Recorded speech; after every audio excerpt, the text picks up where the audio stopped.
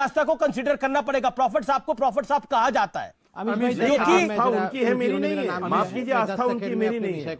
कोई बात नहीं, मेरी नहीं है। कोई बात नहीं। आस्था संबित पात्रा की है। आप प्रभु राम का नाम एहतराम से लेंगे। नहीं, गलत कह रहे हैं आप प्रभु राम का नाम एहतराम से लेंगे। आप इनकी संबित पात्रा मुझे बोलने का मौका दे। देखिए अमीश जी, कहीं भी मैंने नहीं कहा कि आप राम की पूजा करिए, आरती करिए, आप भगवान मानिए। मैंने कहा सम्मान सहित श्री राम बोल के तो आप उनको संबोधित कर सकते हैं, सम्मान के साथ नाम तो ले सकते हैं। इन्होंने कहा कि राम कोई मोहताज नहीं है 12 लाख दियों का, या दियों का मोहताज नहीं है राम। क्या हम कह सकते हैं कि अल्लाह मोहताज है क्या लाउड स्पीकर का? मोहताज है लाउड स्पीकर के अल्लाह? क्या अल्लाह को लाउड स्पीकर की आवश्यकता है? आपके हिसाब से राम को दिया नहीं चाहिए, तो मैं तो कहूंगा अल्लाह को भी लाउड स्पीकर नहीं चाहिए। नहीं, संबित पात्रा को अपना नाम पता है। बोलिए कुतर्क क्या है? भगवान नहीं, यही तर्क है। आपने कहा राम दिया के मोहताज नहीं है, तो लाउड स्पीकर के मोहताज है क्या? बुरा लफ्ज नहीं कौन लाउड स्पीकर के मोहताज है? आपने कहा भगवान, आपने कहा राम दिए के मोहताज, भगवान नहीं मानूंगा। आपने कहा राम दिया, मैंने कब कहा भगवान? राम जी दिए के मोहताज नहीं है। आप दिखा दीजिए मेरा कोई स्टेटमेंट। आप राम जी, अच्छी बात है, अब आप राम जी कहने लगे हैं। इससे पहले राम राम कह रहे थे, अच्छी बात है।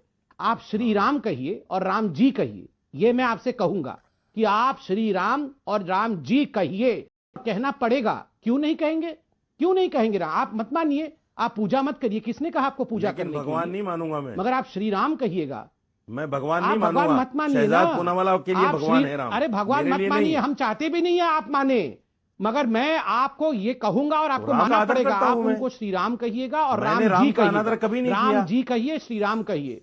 मैंने कभी राम जी का अनादर नहीं किया। बिल्कुल करना, अच्छी बात, हमेशा आदर करता हूं। बहुत अच्छी बात है। आपने इसी डिबेट में मुझे बिल्कुल अच्छा करना पड़ेगा। ये मत कहिए, धमकाइए मत। राम जी का आदर करना चाहिए। धमकाया नहीं, शहजादपुरा वाला को कुछ बोल दीजिए। बार-बार तस्लीम रेमानी, मैं माफी चाह रहा हूँ, मैं आपके पास आना चाह रहा हूँ, लेकिन शहजादपुरा वाला, शहजादपुरा, अब आप माइक छोड़ के कहाँ जा रहे हैं? अब आप माइक कहाँ जा रहे हैं? राशिद जी 15-20 सेकंड बैठे रहिए। बोलिए शहजाद, बोलिए शहजाद। देखिए ऐसा है, हाँ देखिए, मैं एक भारतीय मुसलमान हूं। मैं, जाहिर सी बात है कि मेरी आस्था अल्लाह में है, मैं मुसलमान हूं।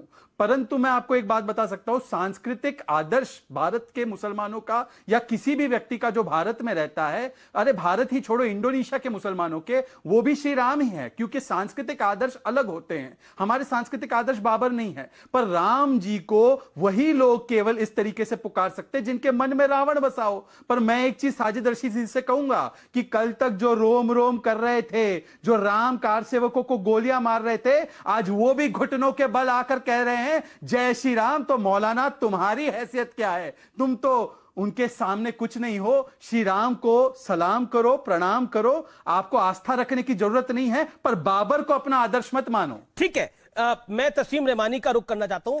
तस्लीम रेमानी ने पहला वक्तव्य दिया था 1 मिनट का, उसमें सबसे बड़ी बात बोली थी कि अमीश जी, आप कह रहे हैं ये समय का दौर है, समय का पहिया, ये घूमेगा और फिर वापस वो दौर आएगा। मैं जानना चाह रहा हूं रेमानी साहब, तभी जानना चाह रहा था, किस दौर की आप बात कर रहे हैं?